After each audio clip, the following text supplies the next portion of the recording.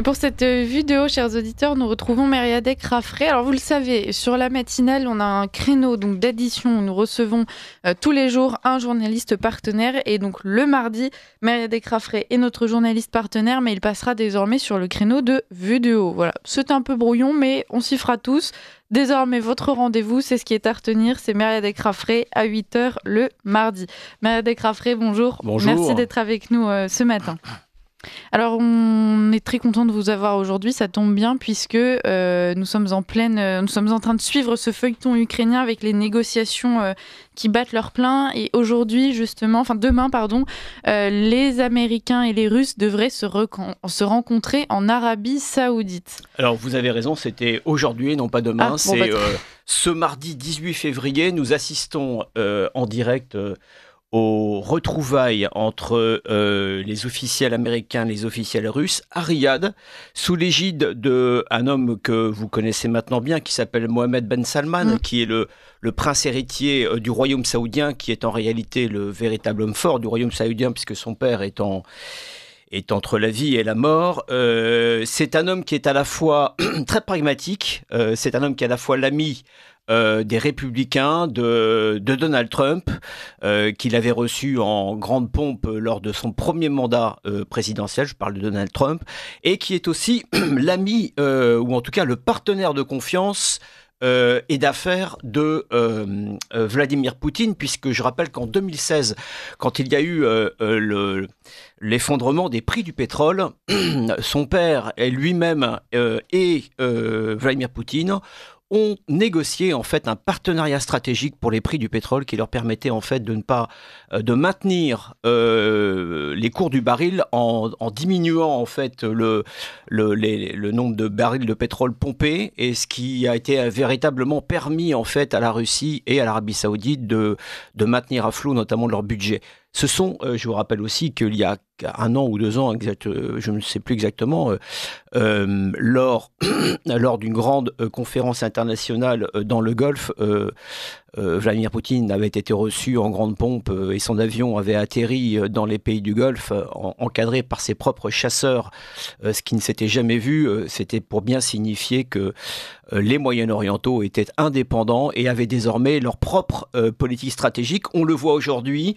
Je rappelle aussi qu'il y a 1 an ou 2 ans, Sergueï Naryshkin, le patron des services de renseignement extérieur de Russie, avait publié une note, ce qui ne lui arrive pas souvent, en expliquant que l'un des prochaines zones stratégiques dans le monde serait le Moyen-Orient. Nous y sommes. Le Moyen-Orient aujourd'hui accueille cette conférence sur les négociations préliminaires des négociations de paix entre la Russie et les États-Unis en Ukraine. Pourquoi c'est un jour historique ? Ce 18 février, Vladimir Poutine obtient ce qu'il avait demandé en 2020 et 2021 en vain aux États-Unis, avant qu'il n'ouvre le feu dans le Donbass en Ukraine, à savoir être traité d'égal à égal avec les Américains pour discuter d'une architecture de sécurité globale en Europe, mais aussi dans le monde. Nous étions en 2020-2021 à la fin d'une lente et progressive dégradation des relations diplomatiques et de sécurité entre Washington et Moscou, qui faisait suite à une multiplication des avancées de l'OTAN vers l'est de l'Europe.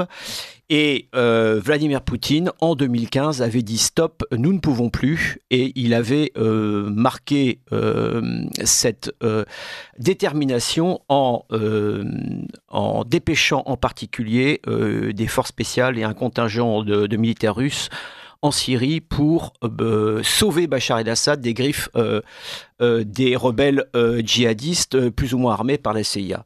Et en 2021, l'OTAN, les anglo-saxons, on le sait aujourd'hui, ont poussé leur avantage, pensait-il, en Ukraine, en contraignant Vladimir Poutine finalement à céder ou à ouvrir le feu, ce qu'il avait fait.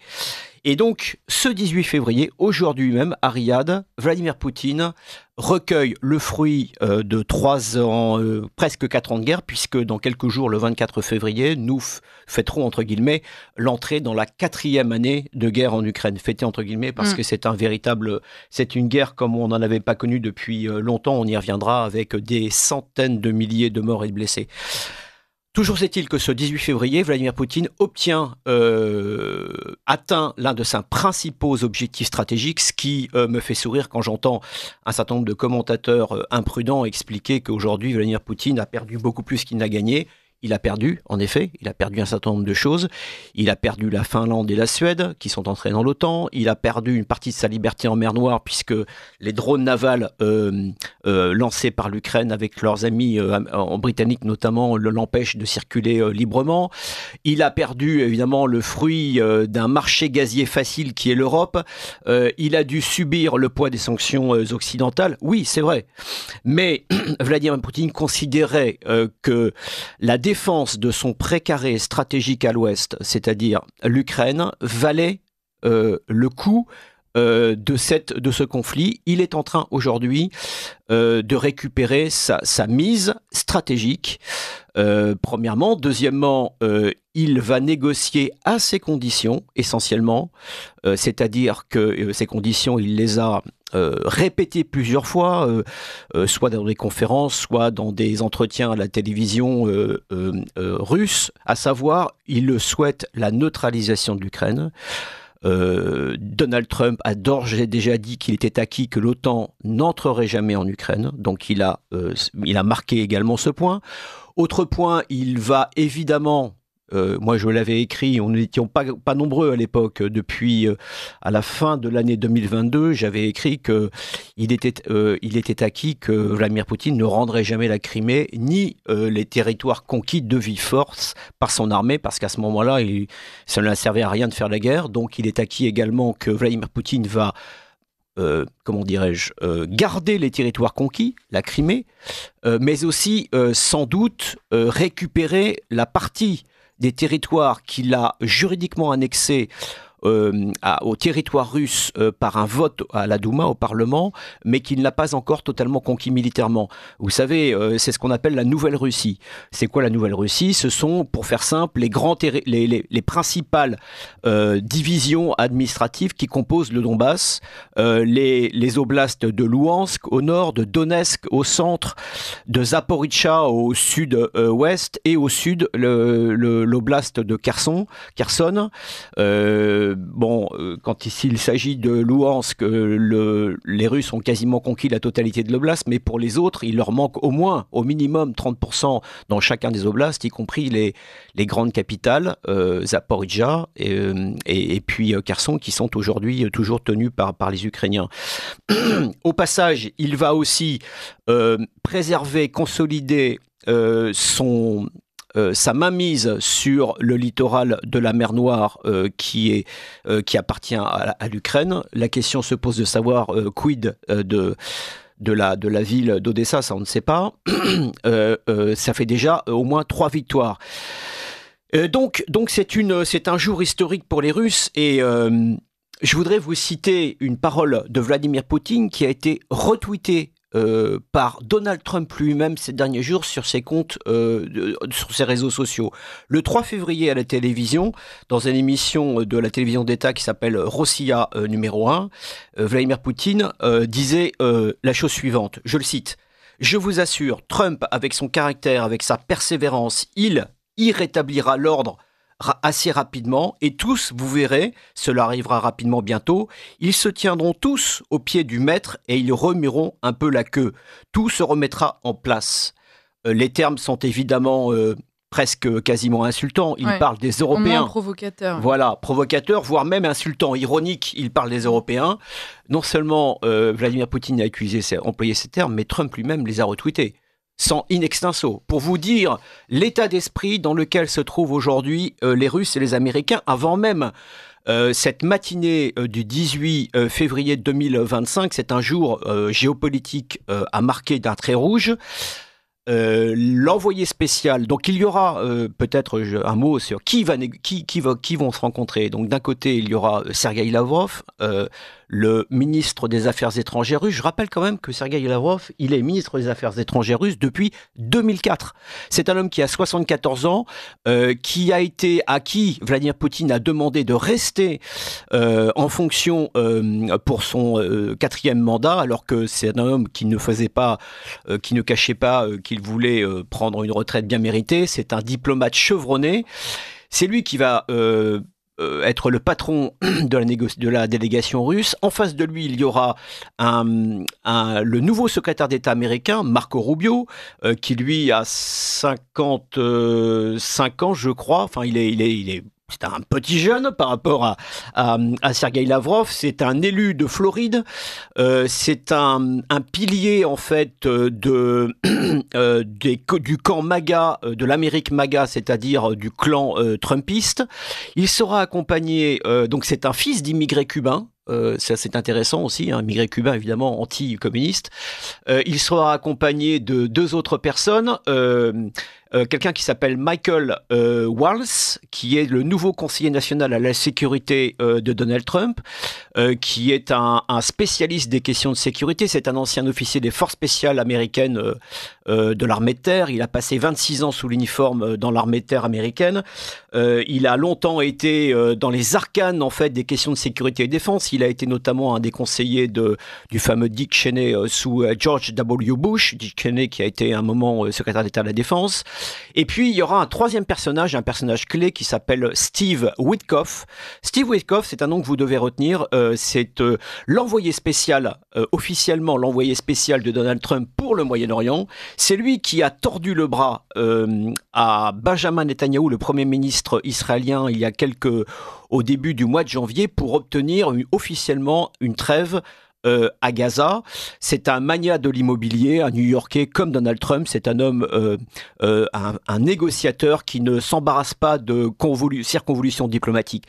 Et Donald Trump a été tellement content du résultat obtenu auprès de Benjamin Netanyahou qu'il a décidé de lui confier aussi d'être son envoyé spécial auprès des Russes pour commencer cette négociation. Et cet homme-là disait il y a quelques jours, il disait en fait notre objectif là, c'est de rétablir la confiance avec les Russes, cette confiance cassée. C'est intéressant. Et pour comprendre la mentalité des Américains, je vous renvoie à la conférence de Munich qui a lieu la semaine dernière, du 14 au 16 février, dans la capitale, à Munich, dans la capitale de la Bavière, si je me trompe pas, c'est ça. Voilà, merci Liselotte. J'y étais cet hiver. Voilà. Et je vous renvoie au discours qu'a fait le vice-président américain J.D. Vance, qui lui est le cerveau, l'intellectuel en fait de l'équipe de Trump, qui est un garçon sur lequel je reviendrai sans doute ici dans cette émission pour en parler davantage. Il mérite qu'on s'y attarde un peu. Il a dit aux Européens qui étaient réunis, c'est une conférence annuelle, on y parle de sécurité commune.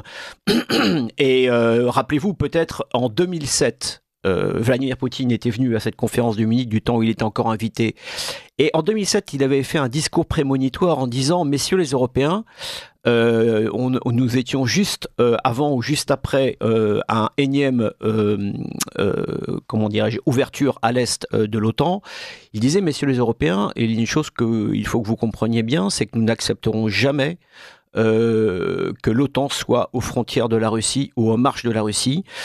Aujourd'hui, disait-il en 2007, nous n'avons évidemment pas les moyens de s'opposer à ça, mais dites-le vous bien, à un moment donné, ça posera un problème. 2007, nous sommes en 2025, nous avons eu 3 ans de guerre. J.D. Vance, la semaine dernière, disait devant les Européens, il les a douchés d'ailleurs, il disait, vous savez, la menace pour nous, Américains, ce n'est pas la Chine, ce n'est pas la Russie, c'est la menace que vous faites, vous, Européens, pesez sur la liberté d'expression dans le monde, à telle enseigne que publiquement, vous expliquez qu'il faut changer les modes de scrutin, il faut démettre les hommes et les femmes qui ont été élus mais qui ne vous conviennent pas.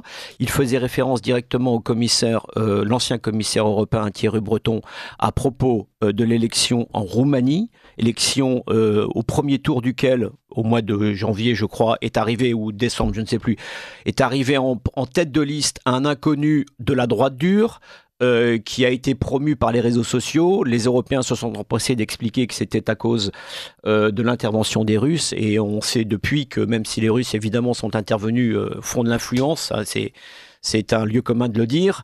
En fait, ce qui s'est passé, c'est qu'il a été aussi promu sur les réseaux sociaux par ses adversaires qui pensaient, en le promouvant lui, débrancher en fait l'homme qui devait, selon eux, arriver en tête devant leur propre candidat centriste, qui était le candidat officiel du mouvement de la droite dure, le mouvement OR.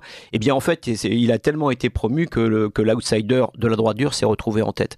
Il pensait donc à la Roumanie, mais il pensait aussi à l'élection qui va avoir lieu ce week-end, le week-end prochain, dimanche prochain, en Allemagne, les législatives, qui résonnent comme un coup de tonnerre en Europe et en particulier en Allemagne, puisque pour la première fois, le parti de la droite dure, l'extrême droite, parce que c'est vrai que à l'AfD les choses sont un peu compliquées, fait des scores. En tout cas, les sondages prédisent à l'AfD des scores historiques. On est à plus de 20%, y compris en Allemagne de l'Ouest, qui jusqu'à présent était rétif à ce mouvement qui est né et s'est développé en Allemagne de l'Est. Donc, J. Evans disait, messieurs les Européens, la menace n'est pas la Russie, n'est pas la Chine, c'est la liberté d'expression. Alors évidemment, ici en France, en Europe, chez les sociodémocrates, c'était la consternation, la raillerie. Il n'empêche que à Riyad, ce matin, ce 18 février, les Européens seront absents de la table des négociations. C'est un jour historique, je le disais, pour Vladimir Poutine, pour Donald Trump, mais c'est un jour historique aussi pour l'Europe. Nous sommes, cher Liselotte, en train de constater le déclassement, et plus que ça, l'humiliation de l'Europe. Ce conflit se passe au cœur de l'Europe, l'Europe centrale, l'Europe orientale. Ce conflit met en jeu la sécurité collective des Européens, et ce 18 février, les conditions, les principes, les conditions d'une paix future en Ukraine seront discutées, négociées, sans la présence des Européens. Et alors, ça va encore plus loin, je ne sais pas combien de temps il nous reste. Oui, il vous reste 10 minutes. Ok. Ça va un peu plus loin, cette sortie des Européens, en fait, de la cour géopolitique et stratégique. Je crois qu'on peut l'aborder en prenant l'exemple, le cas particulier d'Emmanuel Macron. Je pense que c'est un bon exemple pour vos électeurs. Le 24 février 2022, lorsque la Russie ouvre le feu en Ukraine, au Donbass, on pourrait y revenir, Emmanuel Macron est encore dans une séquence que l'on pourrait qualifier de gaullienne, conforme à la tradition diplomatique française de cette fameuse troisième voie diplomatique et géopolitique, cette voie-là qui avait conduit Jacques Chirac, le président Chirac en 2003, à refuser d'intervenir aux côtés des Américains une seconde fois en Irak, en expliquant que l'Amérique avait menti sur l'histoire des armes de destruction massive et qu'elle allait intervenir dans un jeu moyen-oriental sans légitimité et en prenant le risque de déstabiliser ce jeu. Jacques Chirac avait évidemment raison, on l'a vu, c'est à cause ou grâce, comme vous voulez, à l'intervention américaine qui met fin au règne de Saddam Hussein que s'est constitué le fameux arc chiite que dénoncent aujourd'hui les Israéliens et les Américains. Bravo les gars. Donc en 2024, Emmanuel Macron joue cette séquence. Il se déplace plusieurs fois à Moscou, il assume publiquement le fait qu'il est un de ceux où le dirigeant principal qui maintient le dialogue avec Vladimir Poutine avant, pendant et dans les semaines qui suivent. Il se déplace avant le conflit, on l'a tous en tête à Moscou. Il est reçu, vous savez, dans cette grande salle dans laquelle Vladimir Poutine est installé à une table table qui n'en finit plus de longueur. D'un côté, Emmanuel Macron de l'autre. Les photos étaient très marquantes. Voilà, et Moscou avait expliqué que c'était pour protéger le président du Covid. En fait, c'était aussi pour humilier Emmanuel Macron. Et puis, les choses très rapidement vont se déliter. Se crisper entre la ligne va se brouiller entre Paris et Moscou, à telle enseigne que finalement Emmanuel Macron décide de passer par pertes et profits cette diplomatie et de se tourner exclusivement vers tous les Européens bellicistes. Et en fait, il va à Canossa en laissant diffuser sur France 2 un documentaire sur ses relations avec Poutine, dans laquelle, fait inédit dans l'histoire de la diplomatie, il permet aux journalistes de retranscrire une séquence normalement privée d'échanges entre Emmanuel Macron et Vladimir Poutine, ce qui va évidemment déclencher l'ire de Moscou et qui va interrompre les relations.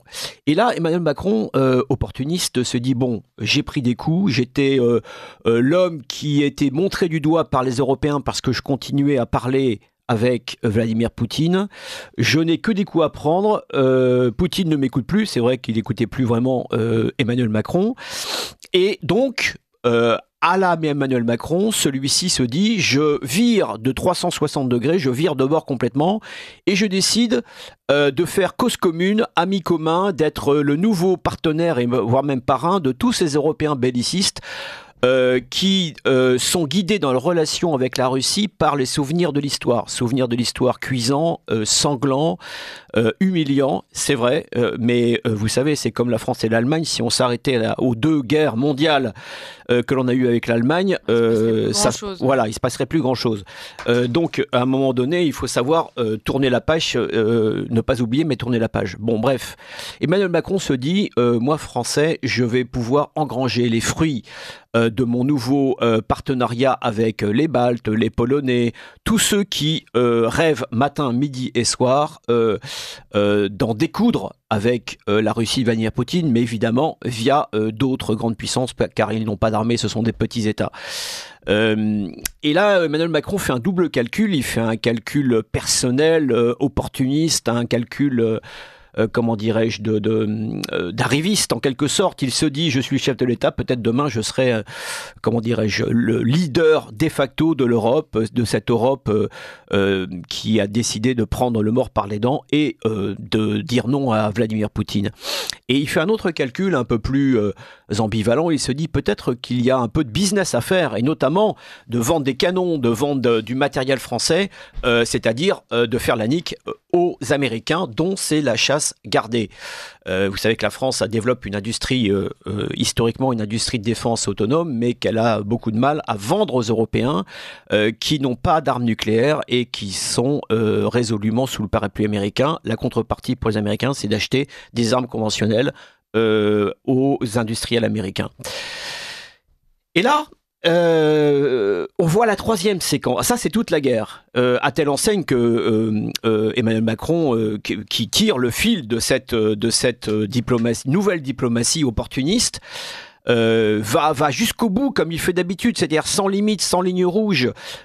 Il propose en février 2024, il suggère publiquement que la France et ses partenaires pourraient engager des troupes au sol en Ukraine pour dissuader, je reprends les mots de la diplomatie française, pour dissuader Vladimir Poutine de continuer à pousser sur le front. Tout le monde s'était demandé si Emmanuel Macron n'était pas atteint psychologiquement. C'était une erreur.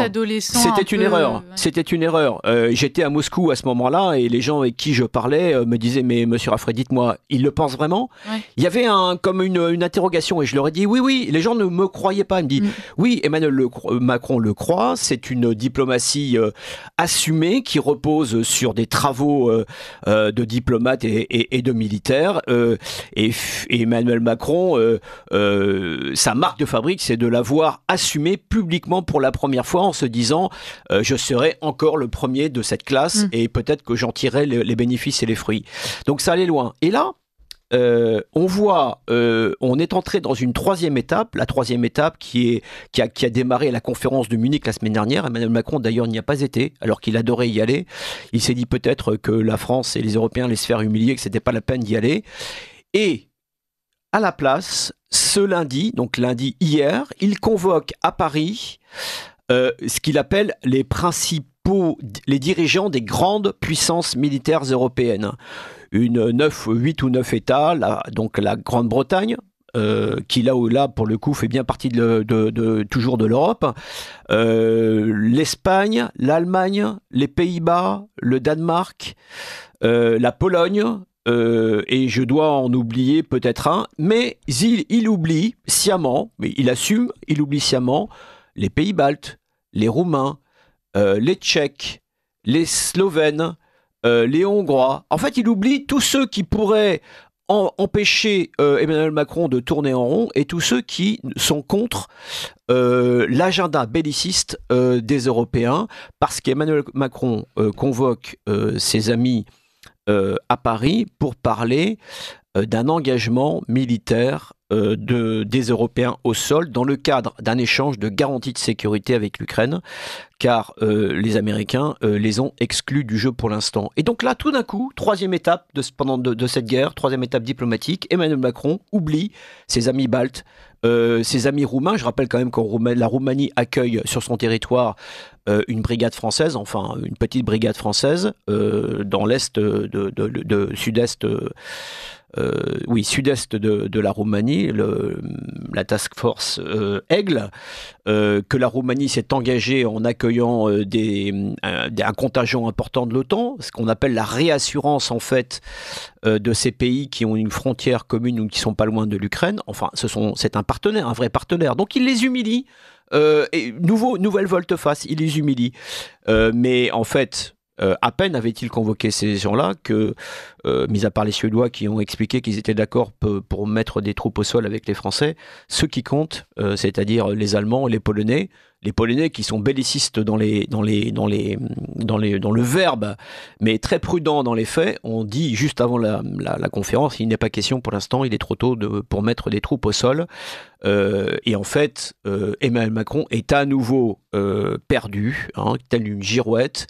Il essaye d'exister, il essaye de rassembler autour de cette idée d'armée européenne dont personne en Europe ne veut entendre parler. Bref, il ne sera pas celui qui parlera à l'oreille de Vladimir Poutine pour les Européens pendant les négociations américano-russes. Il ne sera pas non plus celui qui vendra des armes et des canons, quelques canons peut-être, et des queues de cerises, dont l'industrie armera l'Europe balte et l'Europe de l'Est. Il ne sera pas non plus celui qui sera le futur leader de l'Europe de la défense.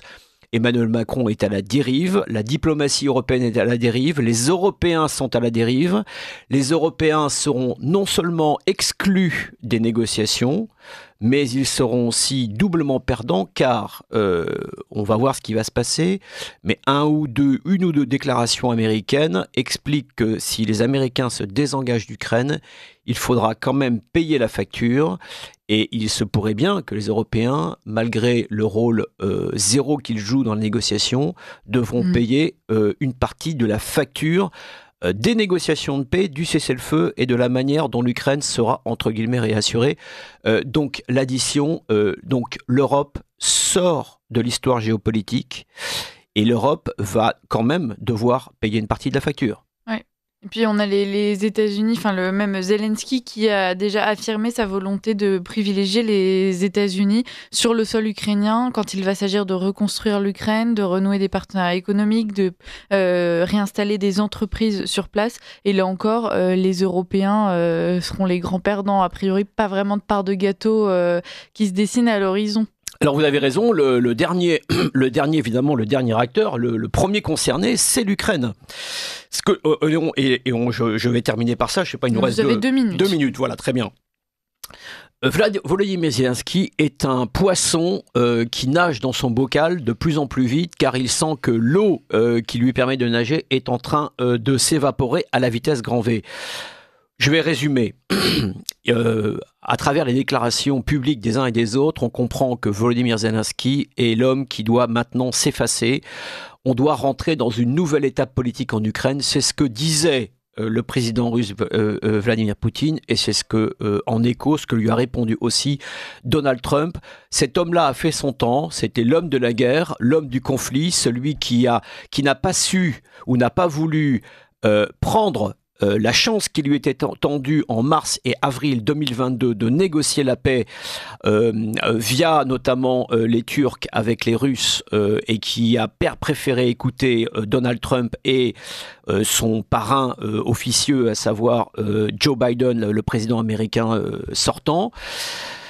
Cet homme-là, aujourd'hui, est détesté par les Ukrainiens. Il faut appeler un chat un chat. Sa cote de popularité s'est effondrée. Il n'est président que par là, que je dirais que, en fait, il a été élu en 2019 et son mandat s'arrêtait en mars 2024. Aujourd'hui, il y avait un consensus en Ukraine pour qu'il soit toujours président parce qu'il était compliqué en pleine guerre d'organiser des élections. Ce consensus est en train de se déliter. Une grande partie en fait du personnel politique ukrainien est désormais contre Zelensky. Zelensky joue aujourd'hui sa tête, sa survie. C'est l'homme du passé et comment dirais-je, aujourd'hui, il y a un certain nombre de nouvelles têtes qui réapparaissent dans le jeu ukrainien et qui sont plus ou moins promues, notamment par les Occidentaux. Je pense au général Zaloujny, par exemple, qui est ambassadeur d'Ukraine à Londres, qui, grâce à ses amis conservateurs, commence à monter en puissance. Et l'on sent que, et là, selon des confidences, je crois que les Ukrainiens sont d'accord pour organiser des élections présidentielles en octobre 2025.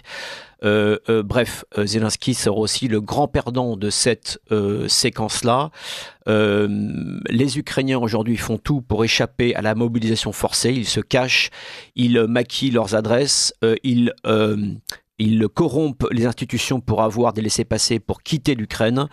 La démographie ukrainienne est catastrophique et l'armée ukrainienne qui est dos au mur dans ses tranchées de la dernière ligne de défense du Donbass subit de plein fouet la pression russe qui, contrairement à ce qu'on entend ici et là, en particulier sur LCI avec ces fameux généraux qui n'y connaissent pas grand-chose, c'est cette armée russe qui continue à pousser méthodiquement partout et marque des points. L'un des scénarios d'ailleurs peut-être est intéressant. En 2 secondes. Voilà, je finis ça. C'est que les négociations durent et pendant que les négociations durent, le front craque et que l'armée ukrainienne ne soit obligée de capituler. Merci beaucoup d'avoir été avec nous, Mériadec Rafray. On va continuer de parler de tous ces sujets. De toute façon, on n'a pas fini d'en entendre parler. Je rappelle que vous êtes rédacteur en chef Monde à Valeurs Actuelles. Et à mardi prochain, même heure. À très bientôt, Liselotte.